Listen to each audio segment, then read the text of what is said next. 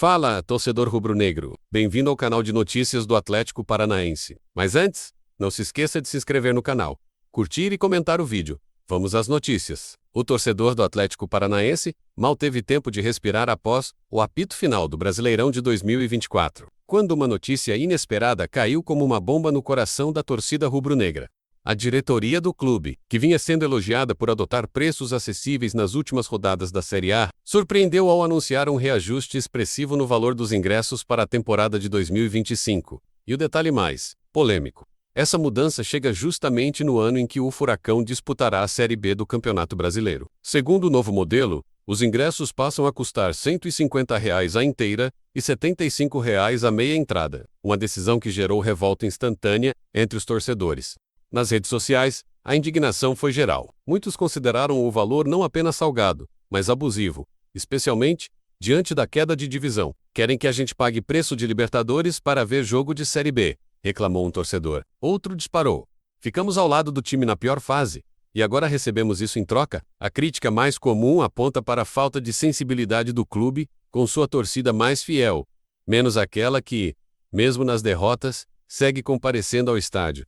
Em um momento onde seria essencial atrair o público para apoiar a reconstrução do time, os preços podem acabar afastando quem mais ama o clube. Alguns grupos organizados já sinalizaram protestos e boicotes, pedindo revisão imediata da medida. Em meio à turbulência, o Atlético ainda não se pronunciou oficialmente sobre as críticas. Mas o clima entre os torcedores é de frustração e desconfiança. Para muitos, a temporada de 2025 já começou com o pé esquerdo. Afinal, paixão não tem preço, mas ingressos sim.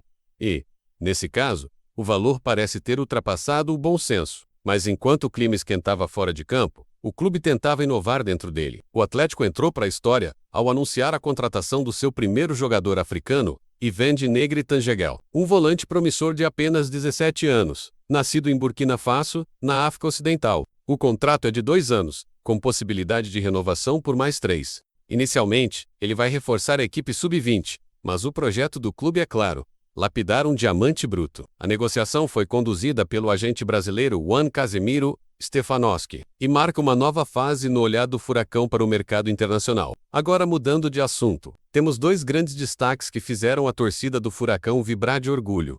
Um é jovem veterano, que reencontrou o caminho das redes, e o outro é uma jovem joia da base, que brilhou com a amarelinha.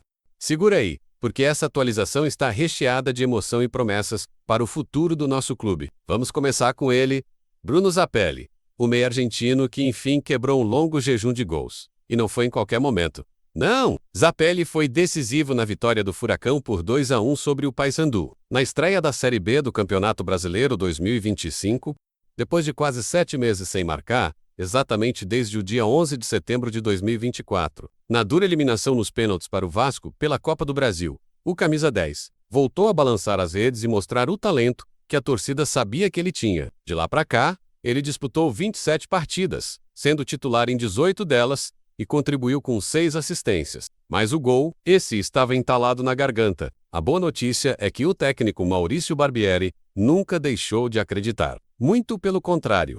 Nos bastidores, Zapelli vinha recebendo atenção especial, com conversas, orientações e até elogios públicos. O treinador tem destacado inclusive a evolução defensiva do jogador, que agora se entrega mais na marcação, participa da recomposição e mostra maturidade dentro de campo. Esse gol pode ser o divisor de águas para Zapelli em 2025. E se Zapelli brilhou no profissional, nas categorias de base tem mais motivo para a torcida se empolgar. O nome dele é Gustavo Gomes, atacante promissor da base atleticana, que está representando a seleção brasileira sub-17 no sul-americano da categoria. No duelo contra o Equador, o Brasil perdia por 2-1, até que Gustavo entrou em ação. Com muita personalidade e frieza, ele marcou o gol da virada, garantindo a vitória por 3-2 para a seleção canarinho.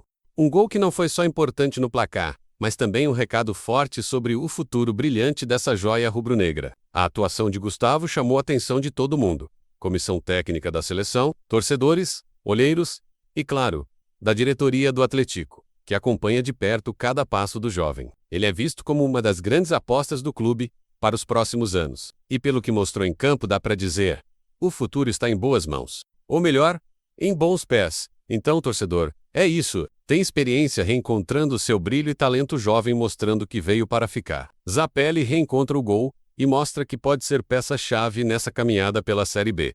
E Gustavo Gomes nos enche de esperança, representando com orgulho as cores do Furacão também no cenário internacional.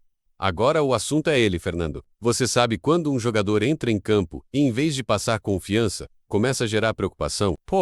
Foi exatamente isso que aconteceu com Fernando, na estreia do Atlético Paranaense contra o Paysandu, pela Série B, e olha, não foi só um jogo ruim, foi um retrato claro de um problema que já vinha se desenhando há algum tempo. Hoje, a gente vai falar sobre isso. O poder de destruição de Fernando, e por que sua permanência no time titular virou uma bomba relógio prestes a explodir. Antes mesmo da bola rolar, já dava para prever, o Paysandu ia forçar o jogo pelo lado direito do ataque, justamente onde estava Fernando. O Rose, jogador mais perigoso deles, já era a carta marcada, mas o que ninguém esperava era a forma como Fernando reagiria. No primeiro lance de 1 contra 1, ele levanta o Rose com uma entrada totalmente imprudente. Cartão amarelo logo de cara. A partir daí, o jogo virou um tormento. O Paysandu seguiu explorando aquele setor e Fernando, amarelado e visivelmente nervoso, virou um risco constante para o time. Era questão de tempo para algo grave acontecer, e o técnico Barbieri assistiu a tudo passivamente. Mesmo com o setor totalmente vulnerável, com o torcedor aflito a cada ataque adversário, o treinador manteve Fernando em campo. O Atlético não estava com a partida sob controle. Qualquer erro poderia ser fatal. E com Fernando em campo, esse erro parecia cada vez mais inevitável. A sensação era clara. Não era só um mau desempenho. Era um jogador desequilibrado emocionalmente, perdido taticamente, e que colocava o time inteiro em risco. Fernando já não era um lateral incontestável. Diferente de nomes como Lodi Abner ou Esquivel, ele veio da Série B e se destacou por pouco tempo. Hoje, o que se vê é um jogador que perdeu seu diferencial. A agilidade. Desde a lesão, ele voltou mais pesado, mais lento, menos explosivo. Fisicamente, não é mais o mesmo. Mentalmente, está inseguro. Tecnicamente, pouco contribui. E o pior, o impacto negativo do seu jogo cresce a cada rodada.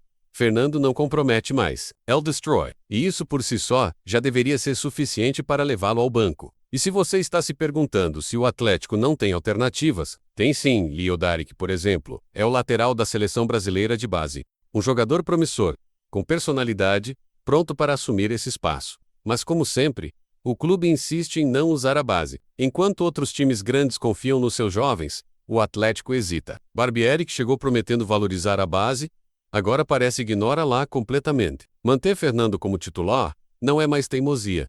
É irresponsabilidade. O torcedor já percebeu. A torcida já grita. Mas será que a comissão técnica vai enxergar antes que seja tarde? Fernando virou uma bomba relógio, e a cada minuto em campo, o risco só aumenta.